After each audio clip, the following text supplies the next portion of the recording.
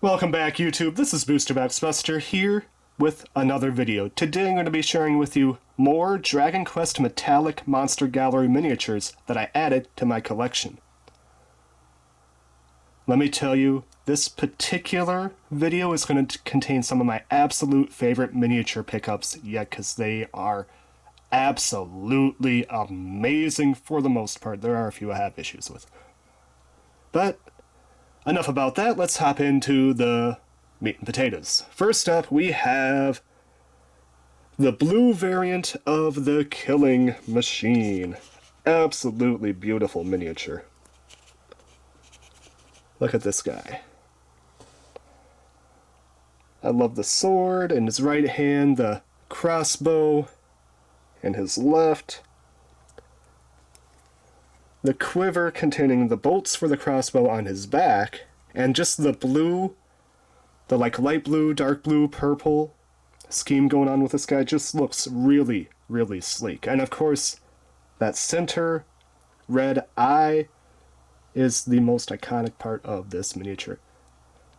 And I much prefer the blue variant over the red variant because this guy just pops a lot more compared to the red one. That is blue variant Killing Machine. Alright, so up next, not to be outdone, we have the most fragile one in my collection so far, and that is the Uber Killing Machine.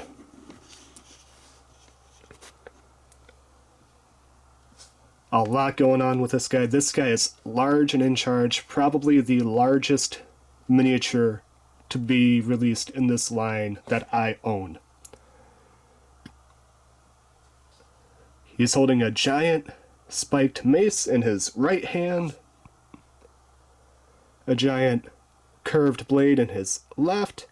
He has that spinning, rotating spike base at the bottom, and of course a chain with a whipping crossbow attached to his backside.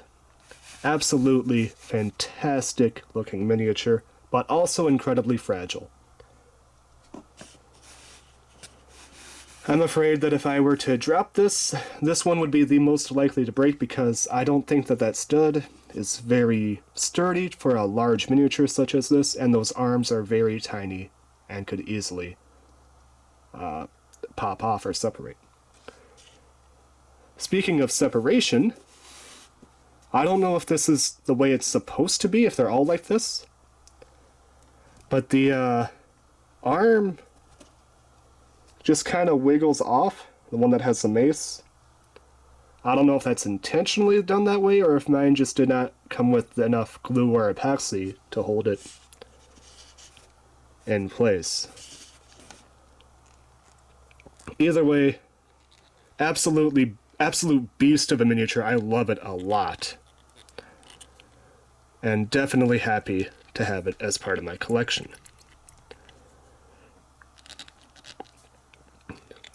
Alright, got it back in there. That is the Uber Killing Machine, and let me show just how tall this guy is compared to a can of Coca-Cola. It's nearly as tall as a can of Coca-Cola, with the height of the weapons taken into consideration. That is absolutely crazy. If you are a miniature collector, just keep this in mind, that this guy is very, very tall.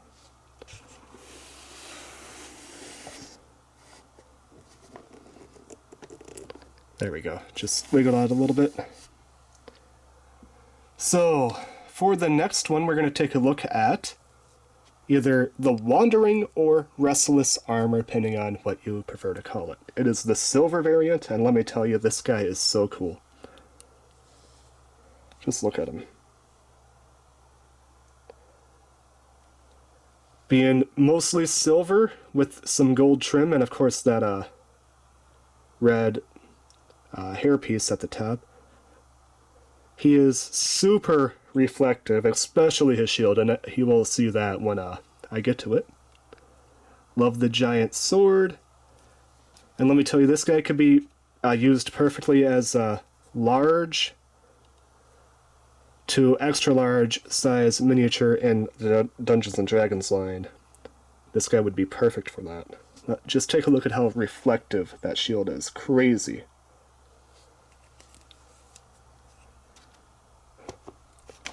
And here he is compared to a can of Coca-Cola. And our next one is the aptly named Green Dragon. Now I gotta say, this is that very fine line between that cartoony style that Dragon Quest has and actually being a nice, threatening looking dragon. Love the gold trim that he has. And I love the position he's in. I love the curved tail, how he's like you could literally put like some treasure here and it look like he'd be protecting it. Very nice. That's his dead-on shot. Very nice. I love the little, from that angle he actually looks quite in pain. Like, oh, I just took a hit. Oh. The little tongue sticking out, all the teeth. Very underrated miniature. This guy did not come in a box, unlike most of the other ones. He just came in a very large plastic bag, and I gotta say, I think this guy deserved a box. The only issue is the tail part right here.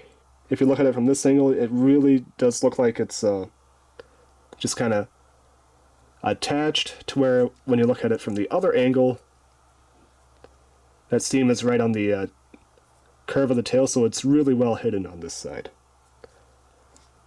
And I'm going to do a little bit of a diorama where it looks like these two guys are going to fight each other. Pretty cool. That is the Green Dragon. The next miniature I want to share with you is one of your main bosses. And he's going to be Hardon. Not showing up the best, unfortunately. Let's see if I can try to fix that. I love the purple, like fish gills this guy has going on. The determined look on his face, the open mouth looks like he's ready to chant something. That hand in the air. And of course that crazy bat symbol on his cloak. Absolutely fantastic looking miniature. That red orb on top of his staff. Just a really, really nice looking miniature overall. And here's the back. Very simple, but you don't need a whole lot of extra with this guy. That is Hardon. So we're going to move these miniatures to the sides because I got some very large ones left to share with you. Oh, and I guess here I should show these two compared to a can of Coca-Cola. Here is Hardon, roughly about, not quite half as tall. And the Green Dragon, it's about as wide as a can of Coke, but very, very short.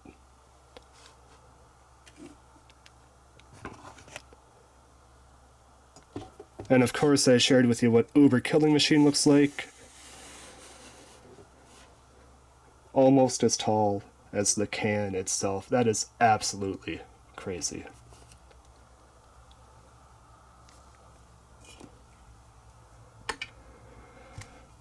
Alright, so I got 4 left to share with you, and 3 of I really, really like 3 of these. So the first one up is going to be probably my favorite of the entire lot. Maybe second favorite. This and one other one really tie well together, and that is going to be the giant blue Cyclops. Just look at this guy.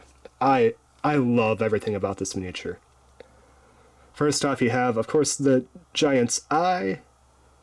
his little spike on his head, his absolute grinning smile like, ha ha ha ha, I'm gonna beat you with this giant stick and there's nothing you can do about it. His caveman toga outfit with that really nice fur going on, especially toward the bottom there, absolute stunning. His belt, and of course this giant, like half of a tree that he picked up and kind of fashioned into a club. Just look at that, absolute beautiful. I love all that green detail.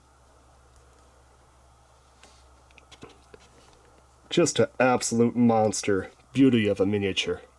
I call it miniature lightly because look at this guy compared to a can of Coke. It's going to beat up the can of Coke. Yeah, this guy reminds me of the one guy that guards the special world from Donkey Kong Country 2. Fantastic miniature.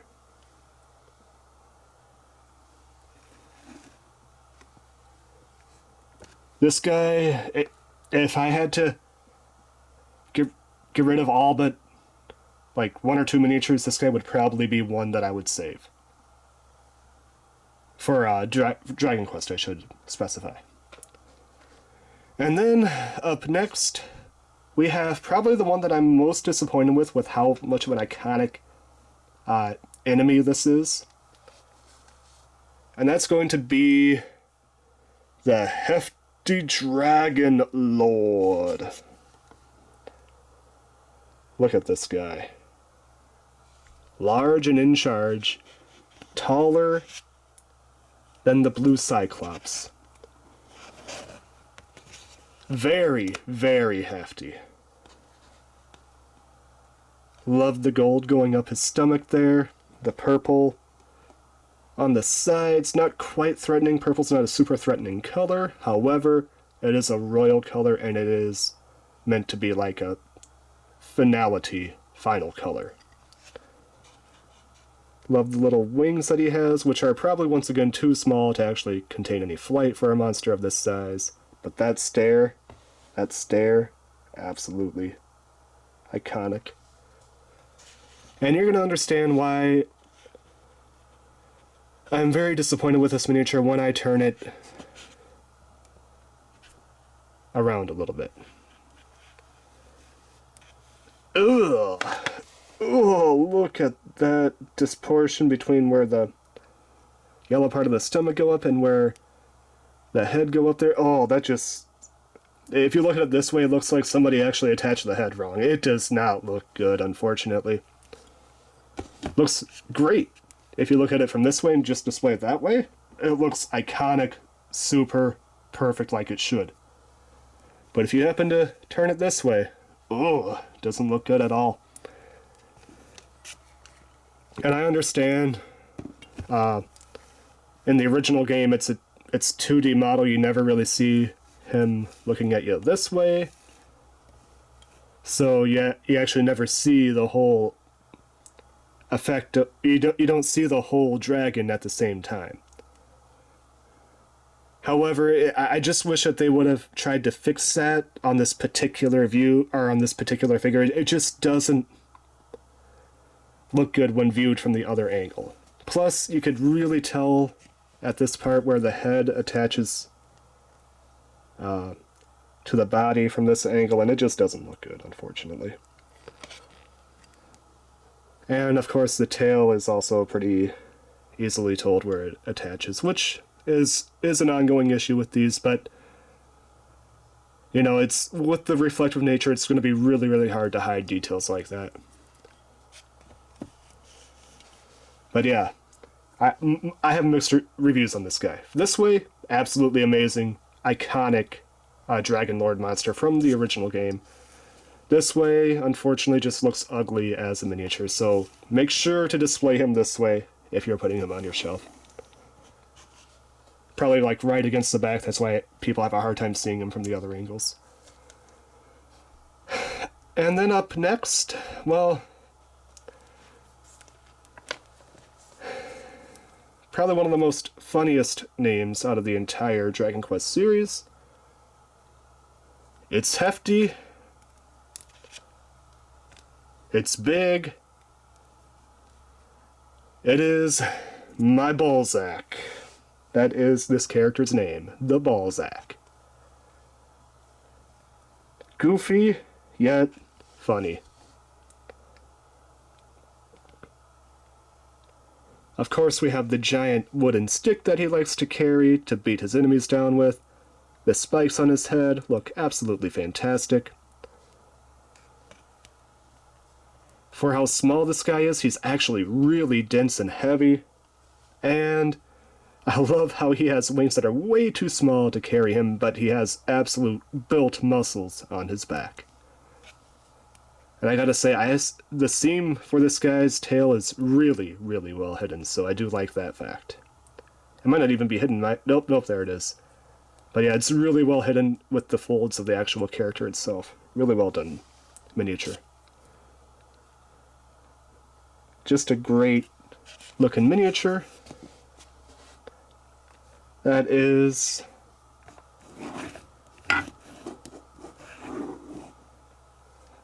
Ballzack. But enough talking about my Ballzack. Now we move on to the final miniature of the video. And by far my favorite one out of my recent pickups. And that is Grandmaster Nimo. Just look at this guy. Absolute fantastic miniature.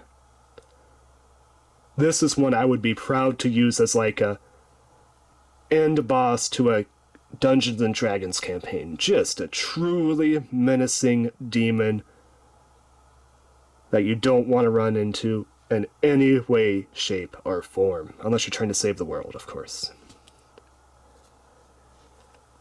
I love the giant tusk protruding from his mouth.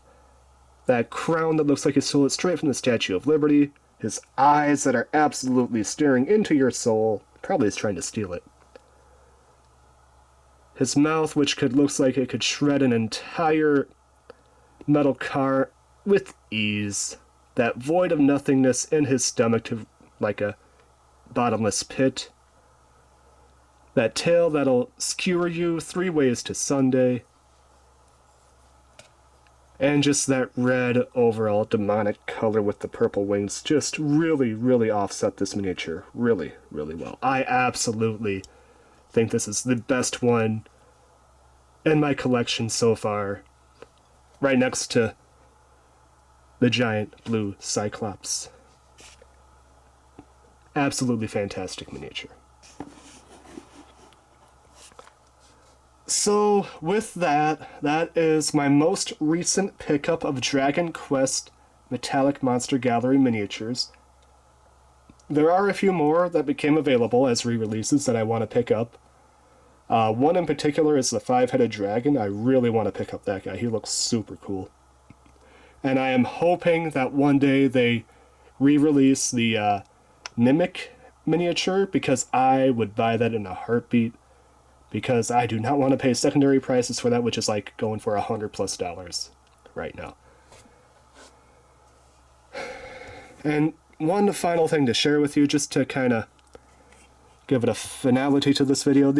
So this is what Ballzack looks like compared to a can of Coca-Cola. Here's Grandmaster Nimo. And here is the Dragon Lord himself. Alright, so with all that said, this has been Booster Box Buster. I hope you enjoyed the video. Please hit that like button if you enjoyed.